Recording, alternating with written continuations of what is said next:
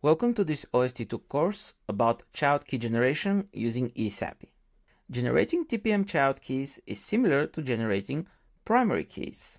There are two main differences. We need to have a parent handle, which is a valid TPM index pointing to a loaded primary key object, and then in the results of this operation we receive the private portion of the child key. And this is possible because the TPM will use the loaded primary object, the loaded primary key, to encrypt and protect the child key. So this way we can even store the private portion of the key outside the TPM. Now the eSAPI for creating child keys is called isis_create, which is naturally different from isis_create primary.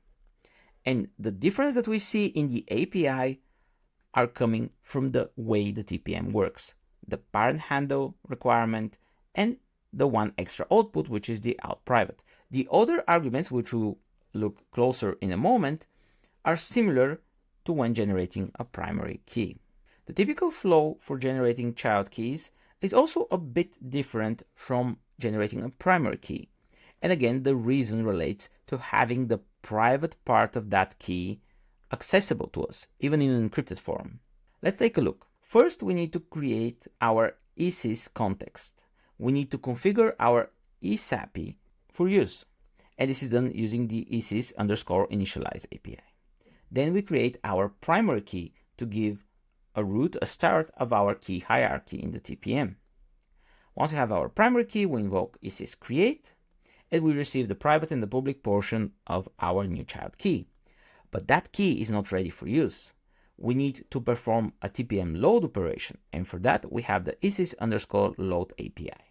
We'll take a closer look in a moment. Do not forget that once you're done with the TPM operations like signing, attestation, encryption, using the child key, we need to flush both the child key and the primary key using isis_flush context. Here are the parameters of isis_create again. And I would like to focus on the authorization slots here, the three slots that we can use for password authorization, for sessions, policy, machine-in-the-middle attacks protection, and so on.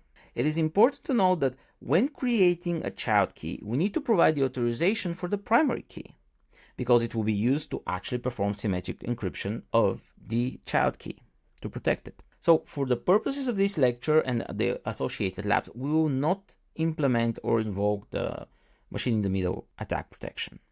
We will use isis_tier_password in the first out slot, so we authorize the use of the primary key handle. And for the other two slots, we'll use isis_tier_none, because there will be no other out slots used here. And again, the out private is the interesting extra output. Here's an example use of isis_create. Here are all of the arguments populated. First, we have our eSAPI context provided to the isis_create, which is very common for using any kind of eSAPI calls. Then we have the primary key handle, and of course here the three authorization slots, as mentioned, specifying a password in the first slot for the authorization of the primary key. Then we have the insensitive argument, which is a structure that can hold the password authorization for the child key. Then we have the unpublic structure, which defines different parameters. It is going to be an ECC key, RSA 2048, and so on and so on. And of course, the outside info for arbitrary data if we want to seal up to 128 bytes, creation PCR if we want to fetch some of the PCRs, and we will learn more about that in a different lecture throughout this course, just to mention that this is not sealing the key against PCRs. This is done using PCR policy, and we will learn about this in this course. And then we have the different outputs. Now, once the isis_create is complete successfully, we would need still to perform isis_load to prepare the key and make use of it later. Let's take a look. Here are the parameters of isis_load. Naturally, again, we need to have a parent handle, because we would need to use the primary key to unwrap the private encrypted portion of our key and then load it into the TPM. For that purpose, we need, of course, to provide in private and in public structures that were just generated by isis_create. And then at the end, we'll receive an object handle that we can use for various TPM operations like signing, attestation, encryption, and so on and so on. Here's an example use of sysload with all the arguments populated. First, we have our ESYS or ESAPI context. Then we have the primary key handle. Again, we have a password authorization set in the 3 authorization slots, and we're feeding in private and in public, which are in fact just the out private and out public from ESYS create. And as a result, we receive an object handle, which is just an ESAPI object that holds links to loaded child keys and so on. Now, TPM keys are just the first step. We mentioned already that they're fundamental to how the TPM works. For most of the TPM operations, we need to have some sort of a TPM key to begin with. Is it going to be disk encryption? Is it going to be generating a report about the state of the system, like attestation?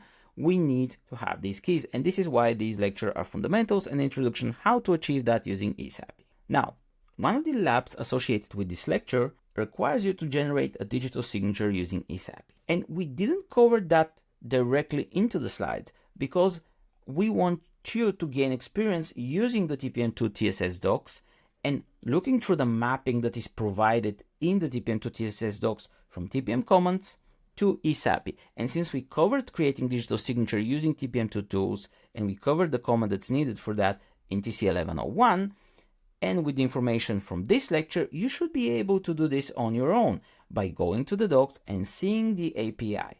And then here's some pointers. The first argument usually of any ESAPI call is actually the ESAPI context. This defines the communication to our TPM and also carries the metadata of the keys that we've created already. Then we need to make sure that our child key is loaded. And of course, to load our child key, we need to have first our primary key. Then moving forward, we can add a TPM session to protect against machine-in-the-middle attacks, but this will be covered in the next lecture. Then, very important, don't forget to initialize your ESAPI properly and configure the TCTI for a TPM simulator. We covered this in a previous lecture. And last but not least, and this is just a good practice, at the end of your application, make sure to flush all of the different objects that you've used. Is that a session? Is that a key, primary and child key? It's just good practice.